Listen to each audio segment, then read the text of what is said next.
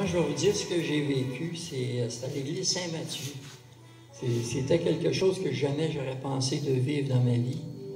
C'est que tout le monde était là. Il y avait Pierre Lacroix qui était là, c'est un prédicateur extraordinaire qui était super bon. On est juste, ma femme et moi, Lise et moi, on est juste blancs, j'ai juste des noirs. Mais c'est pas grave. Est-ce que Irène est là? Est-ce que Irène est là?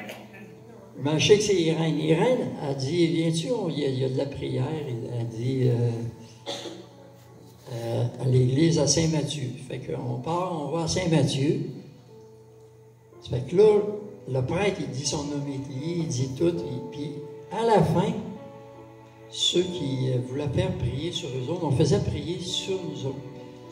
Ça, c'était quelque chose d'extraordinaire que j'ai vécu. Ça a été le début de Béthanie. Ça commençait, hein, c'était à la Pentecôte. Hein, je pense que c'était à la journée de la Pentecôte. Puis là, le monde avançait en avant, ça avançait. Puis là, il y en a qui criaient, ça se roulait à terre. On aurait dit qu'ils... Je sais pas, j'avais jamais vu ça. J'ai dit, ils sont malades, ils sont fous, cette gang. C'est tous des noirs, là, c'est pas nous autres, on est blancs, là. Je comprends pas pourquoi. Mais c'était tellement... Aujourd'hui, là, ce que je vis avec les noirs, c'est extraordinaire ce que je vis, comment est-ce qu'ils ont Jésus-Christ dans leur vie, puis c'est ça... J'ai vu tellement de choses, de miracles avec plein de monde, avec Toussaint, avec...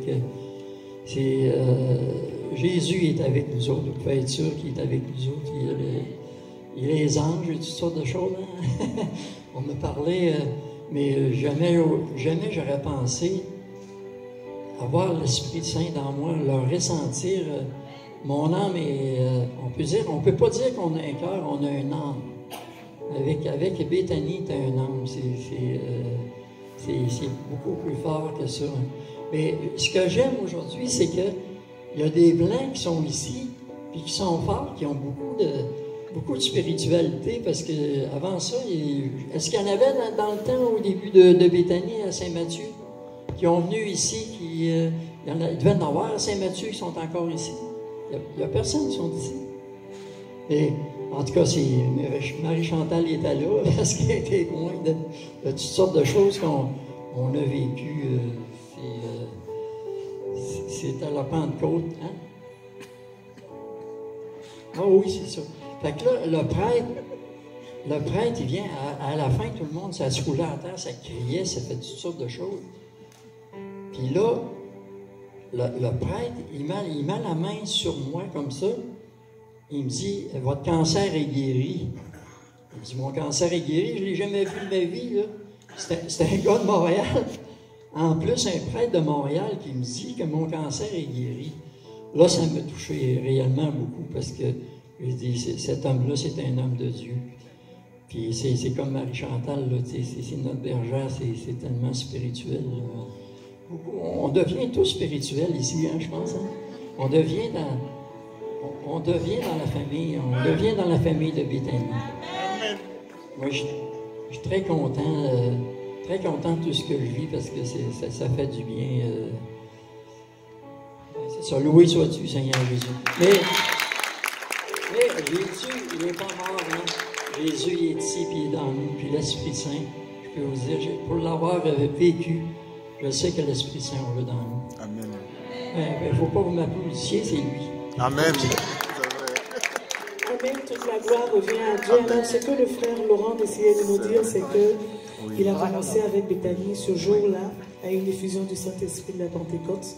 Et c'est ce jour-là qu'il a obtenu sa guérison par la grâce de Dieu. Et depuis lors, il fait chemin avec nous.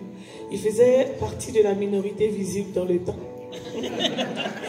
Et comme il disait ce jour avec son épouse, et Pierre Lacroix, c'était juste les trois blancs du coin. Donc, il avait été un peu effrayé par toutes les manifestations. Mais au fur et à mesure qu'il a commencé à les vivre lui-même, la gloire revient à Dieu, il comprend mieux ce que nous autres, nous vivons. Merci Seigneur. Cela dit, vous avez vu qu'il y a eu guérison. Le Seigneur guérit toujours, le Seigneur délivre toujours. Et nous allons nous tenir debout, nous allons rentrer dans ce moment d'adoration. Nous allons Regardez notre Seigneur Jésus, qui n'est pas resté sur la croix, qui est descendu dans les abîmes, qui est remonté et qui a ouvert les tombeaux, qui guérit, qui libère. Aujourd'hui, nous allons parler de Jésus qui libère à travers son Esprit Saint. Et pendant ce moment d'adoration, commence à visualiser ta libération. Vois les chaînes qui te tiennent captif tomber. Commence à voir ta situation s'améliorer. Regarde, parce que tu ne sortiras pas d'ici comme tu es rentré. Ne regarde pas comment tu es rentré, mais regarde comment tu vas sortir d'ici. Ne regarde pas ta situation présente, mais regarde ce que Dieu est en train de faire dans ta vie. Ne parle pas de tes problèmes, mais parle à tes problèmes. Ne parle pas ton nom, mais crie le nom de Jésus. Et ce soir, quand on va te demander d'élever la voix, tu vas parler à ton Dieu.